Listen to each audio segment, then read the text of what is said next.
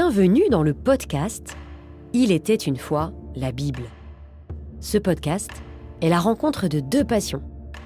YouPray, l'application audio qui accompagne votre vie spirituelle quotidienne, et Bibliapédia, l'association qui cherche à faire connaître et aimer la Bible. Ensemble, nous avons conçu ce podcast inédit qui vous raconte, épisode après épisode, le livre le plus vendu au monde, avant même Harry Potter. Épisode 41, les plaies d'Égypte. Deuxième partie. La dernière fois, nous avions commencé à lire le récit des prodiges que Dieu a réalisés pour faire plier le pharaon d'Égypte à travers Moïse et Aaron. Ce sont les fameuses 10 plaies d'Égypte, comme on les nomme plus couramment.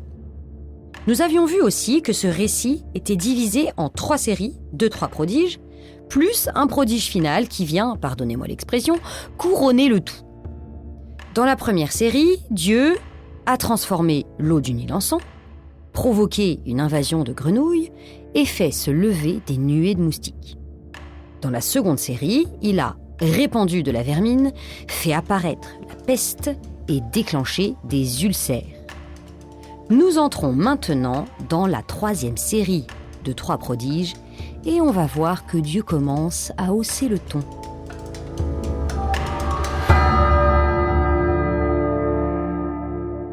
Passons donc au prodige 7, la grêle. Le Seigneur dit à Moïse : « Lève-toi de bon matin, et tu te posteras devant Pharaon. Tu lui diras : Ainsi parle le Seigneur, le Dieu des Hébreux. Laisse partir mon peuple, afin qu'il me serve. Car cette fois-ci, je vais envoyer tous mes fléaux contre ta personne, contre tes serviteurs et contre ton peuple, afin que tu reconnaisses que sur toute la terre, nul n'est comme moi. Si, dès l'abord, j'avais laissé aller ma main et t'avais frappé de la peste, toi et ton peuple, tu aurais été effacé de la terre. Cependant, je t'ai laissé subsister, et voici pourquoi. C'est afin que tu voies ma force et qu'on proclame mon nom par toute la terre. » Dieu dissipe une ambiguïté. Si Pharaon est encore vivant, c'est parce que Dieu souhaite l'épargner, et non parce qu'il échouerait à le tuer. Tu le prends de haut avec mon peuple en t'opposant à son départ. Eh bien moi, demain, à pareille heure, je ferai tomber une grêle d'une extrême violence, comme il n'y en a jamais eu en Égypte depuis le jour de sa fondation jusqu'à présent. Alors, nous ne sommes pas égyptiens. Nous ne réalisons pas à quel point faire tomber une grêle en Égypte est terrifiant. Mais en fait, c'est comme si demain, Paris se transformait en banquise ou en désert de sable, c'est-à-dire que c'est du jamais vu en Égypte. Maintenant, envoie donc mettre à l'abri tes troupeaux, ainsi que tout ce qui t'appartient dans les champs. Tout homme et toute bête qui se trouveront dans les champs et n'auront pas regagné les maisons, tous, quand la grêle s'abattra, périront. Pourquoi Dieu donne-t-il ce conseil à Pharaon ? Encore une fois, parce que son but n'est pas de détruire, mais que l'on reconnaisse qu'il est Dieu. Parmi les serviteurs de Pharaon, celui qui craignait la parole du Seigneur mit à l'abri serviteurs et troupeaux. On voit qu'après les magiciens, une partie du peuple égyptien commence à comprendre lui aussi. Il n'y a vraiment que le Pharaon qui reste sourd. Mais celui qui ne prit pas à cœur la parole du Seigneur laissa dans les champs serviteurs et troupeaux. Le Seigneur dit à Moïse : « Étends la main vers le ciel, et qu'il y ait de la grêle partout en Égypte. » Il y eut grêle et foudre mêlées à la grêle. Ce fut d'une violence extrême. Jamais il n'y eut rien de tel dans le pays d'Égypte depuis qu'il est une nation. Au seul pays de Goshen, là où résidaient les fils d'Israël, il n'y eut pas de grêle. Pharaon fit appeler Moïse et Aaron et leur dit : « Cette fois-ci, je reconnais mon péché. C'est le Seigneur qui est le juste. Moi et mon peuple, nous sommes les coupables. Priez le Seigneur. Assez de tonnerre et de grêle. Je vais vous laisser partir. Ne restez pas plus longtemps sur place. » Moïse lui dit, « Dès que je serai sorti de la ville, je tendrai les mains vers le Seigneur. Le tonnerre cessera. La grêle ne tombera plus, afin que tu reconnaisses que le pays appartient au Seigneur. Et pourtant, toi et tes serviteurs, je le sais, vous ne craindrez pas encore le Seigneur Dieu. » Le lin et l'orge avaient été saccagés, car l'orge était en épi et le lin en fleurs. Le blé ainsi que l'épeautre avaient été épargnés, car ils sont tardifs. Moïse quitta Pharaon et sortit de la ville. Il tendit les mains vers le Seigneur, le tonnerre et la grêle cessèrent, et la pluie cessa de tomber sur la terre. Pharaon, voyant que la pluie, la grêle et le tonnerre avaient cessé, persévéra dans son péché. Lui et ses serviteurs s'entêtèrent. Il ne laissa pas partir les fils d'Israël, ainsi que le Seigneur l'avait annoncé par l'intermédiaire de Moïse. Le comportement de Pharaon peut nous sembler certes terrible, mais il n'est pas impossible que dans notre vie aussi, il nous arrive de nous entêter dans la mauvaise direction. Passons maintenant au chapitre 10, toujours du livre de l'Exode, et nous arrivons ici au 8e prodige, celui des sauterelles. Moïse et Aaron allèrent trouver Pharaon et lui dirent : « Ainsi parle le Seigneur, le Dieu des Hébreux. Combien de temps refuseras-tu de t'humilier devant moi ? Laisse partir mon peuple afin qu'il me serve. Si toi, tu refuses toujours de laisser partir mon peuple, moi, dès demain, je ferai venir des sauterelles sur ton territoire. Elles recouvriront le pays, et l'on ne pourra plus en voir le sol. Elles dévoreront ce qui reste, ce qui a échappé à la grêle, ce que la grêle vous a laissé. Elles dévoreront tout arbre qui pousse dans vos champs. Elles envahiront tes maisons, les maisons de tous tes serviteurs, les maisons de tous les Égyptiens. Tes pères, ni les pères de tes pères, n'ont jamais vu cela, depuis le jour où ils sont venus au monde jusqu'à ce jour. » Moïse tourna le dos et sortit de chez Pharaon. Les serviteurs de Pharaon lui dirent : « Combien de temps encore cet individu sera-t-il un piège pour nous ? Laisse partir les hommes, afin qu'ils servent le Seigneur leur Dieu. N'as-tu pas encore compris que l'Égypte va à sa ruine ? » Vous le voyez, après les magiciens, le peuple égyptien, voici maintenant les serviteurs eux-mêmes qui se rendent à l'évidence. On fit revenir Moïse et Aaron auprès de Pharaon, qui leur dit : « Allez, servez le Seigneur votre Dieu. Mais qui donc va partir ? » Moïse répondit : « Nous partirons avec nos jeunes gens et nos vieillards. Nous partirons avec nos fils et nos filles, notre petit et notre gros bétail, car c'est pour nous une fête en l'honneur du Seigneur. » Pharaon dit : « Voyez comme vos projets sont pervers. Non et non. Vous, les hommes, allez donc et servez le Seigneur, puisque c'est cela que vous cherchez. » Et on les chassa de chez Pharaon.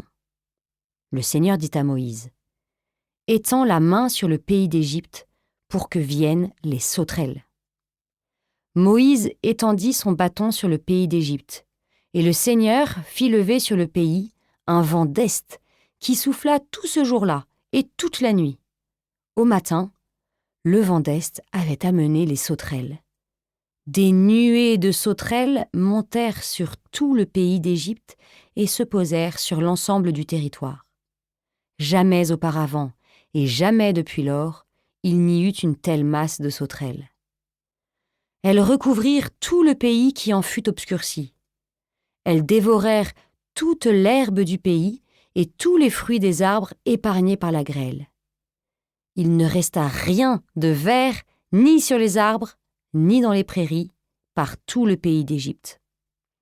Pharaon se hâta d'appeler Moïse et Aaron et leur dit : « J'ai péché contre le Seigneur votre Dieu et contre vous.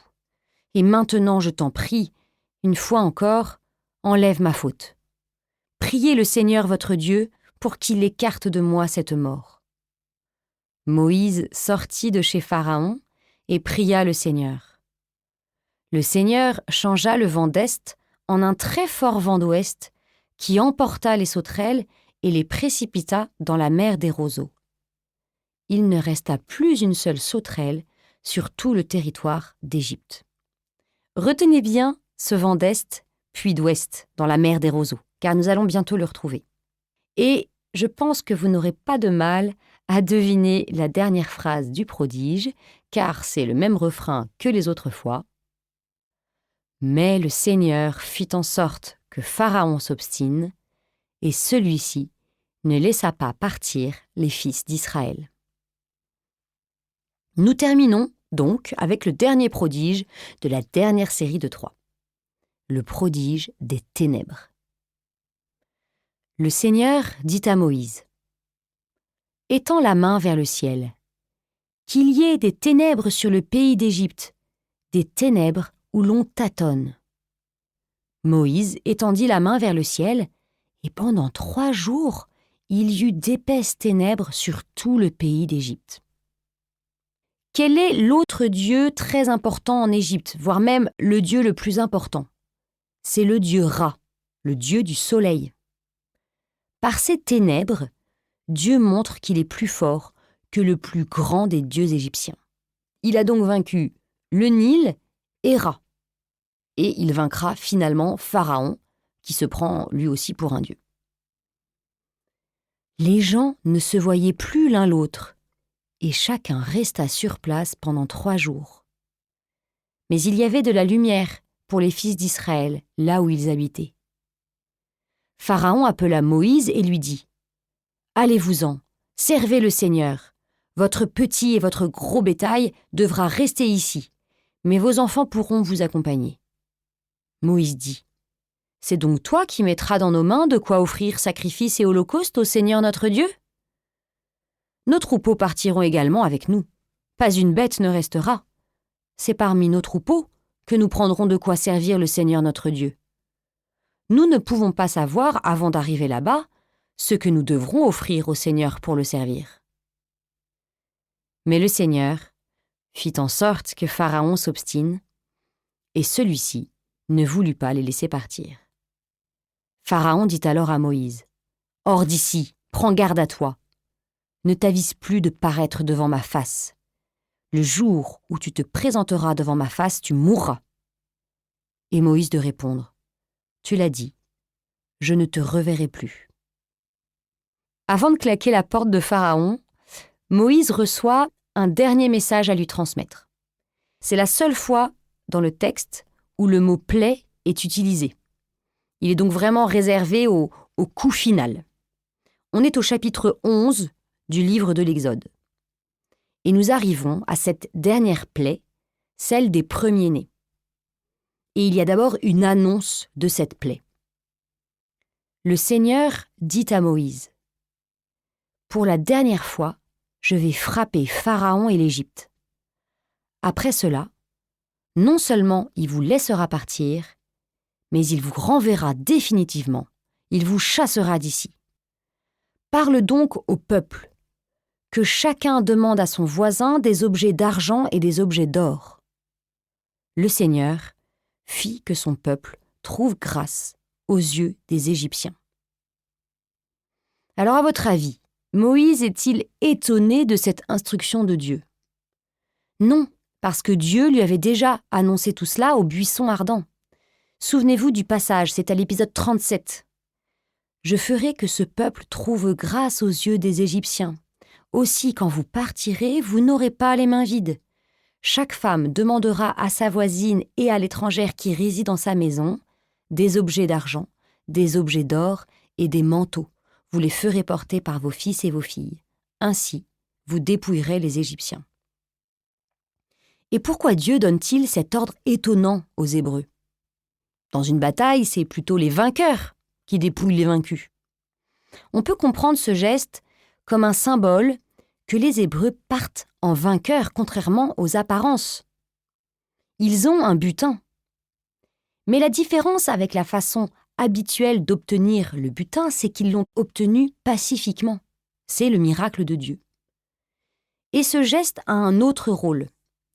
Comme le moment du bâton transformé en serpent, Dieu rassure Moïse en lui montrant que les choses se déroulent comme prévu. Il continue d'aider Moïse à croire en lui aux moments les plus difficiles. Après cette première instruction pour le peuple, Moïse doit annoncer au Pharaon la plaie finale. Alors Moïse dit : « Ainsi parle le Seigneur. Au milieu de la nuit, en plein cœur de l'Égypte, je sortirai, et, chez les Égyptiens, tous les premiers-nés mourront, aussi bien le premier-né de Pharaon qui siège sur le trône, que le premier-né de la servante qui est derrière la meule, et que tous les premiers-nés du bétail. » Cette plaie n'est plus un avertissement. Pharaon va enfin subir les conséquences de ses refus en voyant son propre fils mourir. Alors pourquoi choisir les premiers-nés ? Dans les religions païennes, on offrait habituellement son premier-né à une divinité. Dieu parle le langage en fait de la religion païenne. C'est la façon de faire comprendre aux Égyptiens que tout ce qui existe en Égypte lui appartient et qu'il est aussi le Dieu de l'Égypte. Attention toutefois, Dieu ne demande pas qu'on lui offre les premiers-nés en sacrifice.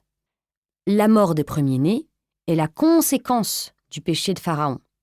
Tout comme si on se jette dans un feu, on se brûle. Alors s'élèvera dans tout le pays d'Égypte un immense cri, comme il n'y en eut jamais auparavant, et comme il n'y en aura plus jamais. À quel moment avons-nous déjà entendu parler d'un cri ? Eh bien, c'est quand les Hébreux avaient crié vers Dieu, à l'épisode 36, et ça relatait le chapitre 2 de l'Exode. Souvenez-vous, du fond de leur esclavage, les fils d'Israël gémirent et crièrent. Du fond de leur esclavage, leur appel monta vers Dieu. Et ça avait été la raison pour laquelle Dieu avait envoyé Moïse. Le texte rapproche ces deux moments pour dire qu'il y a une forme de justice. Parce que les Hébreux avaient crié de souffrance à cause des Égyptiens, ce sont maintenant les Égyptiens qui crient. Mais remarquons que ce n'était pas le projet initial de Dieu. Il voulait être miséricordieux en libérant les Hébreux sans faire souffrir les Égyptiens. C'est uniquement parce que Pharaon a refusé qu'il a été obligé d'utiliser cette méthode. Chez Dieu, la justice est toujours un second choix, quand la miséricorde n'a pas été possible à cause du péché des hommes qui l'ont refusé. Alors, tous tes serviteurs que voici viendront me trouver et se prosterneront devant moi en disant : « Sors, toi et tout le peuple qui marche à ta suite. Après cela, je sortirai. » Et Moïse, enflammé de colère, sortit de chez Pharaon. Que les choses soient claires, les Égyptiens ne chasseront pas les Hébreux. Ils les supplieront plutôt de partir, et toc. Et c'est ce que nous verrons dans le prochain épisode avec la concrétisation de cette 10e plaie, la plus terrible de toutes. À très bientôt.